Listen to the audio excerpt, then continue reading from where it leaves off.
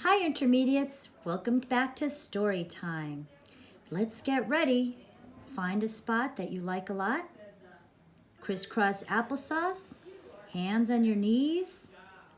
Are you ready to begin? Here we go. Today's story is called Clifford and the Big Storm. You see the cloud on the cover? We talked about clouds and the weather and rainbows. Let's see what happens in this story.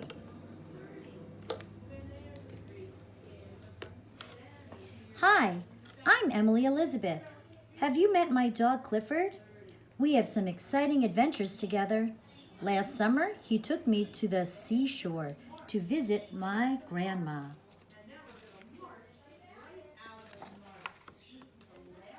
Clifford loves the ocean. It's big enough for him to swim in. He watched my friends and me build castles in the sand. Oh boy, look at Clifford's tail. It knocked them over. Clifford built one too. Wow, it's so giant, just like Clifford. The kids can fit in it. Then we wanted to go fishing. There was no room for us on the pier. But that didn't matter because we had Clifford. So my friends and I were able to fish on Clifford's back. One day we couldn't go swimming or fishing. We heard that a big storm was coming up the coast. The police told everybody along the shore to leave for a safer place. Grandma hated to leave her little home. Look at the clouds, intermediates. They're forming, and they're very close together, and they're gray. Clifford took us away from the beach to a high school gym.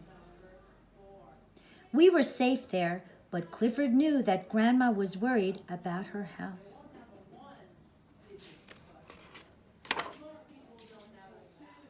He hurried back to the beach. The wind and the rain could not stop him.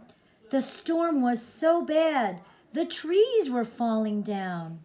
The ocean water was coming up high. Big waves were crashing on the shore.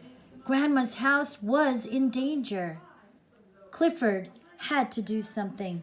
First, he picked up some of the fallen trees. He piled the trees in back of Grandma's house and covered them with sand. The sand pile would block the waters. While Clifford was packing down the sand, he saw a bolt of lightning hit the lighthouse.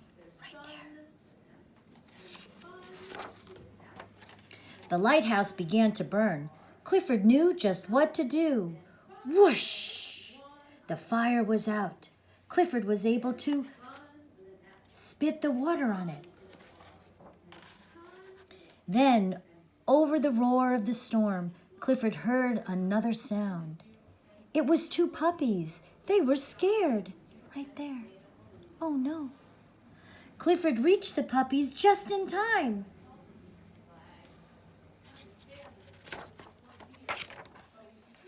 He made sure his new friends were safe. Then he ran back to Grandma's. Oh no, there was more trouble. Two boats were loose in the waves. They were about to crash. 1, 2. Clifford brought them safely ashore. The waves kept getting bigger. Clifford was afraid the sand pile would be washed away. He lay down to guard the house. What would happen next? The storm kept blowing all night. We wondered where Clifford was. The next morning, the police said we could go back to Grandma's. Her house was safe behind a big pile of sand, but we didn't see Clifford anywhere. Surprise! There's Clifford. Clifford was covered with sand, but Grandma was so happy she gave him a big hug anyway. We were all glad to be together again. Thank you, Clifford. Well, I'm sure glad that Grandma's house was safe and Emily Elizabeth was safe and Clifford. What an amazing big dog Clifford was. Now, make sure that when storms are that big, you are always safe with your grown-up. What a great job you did listening. I can't wait to see how well you listen for our next story tomorrow. See you later.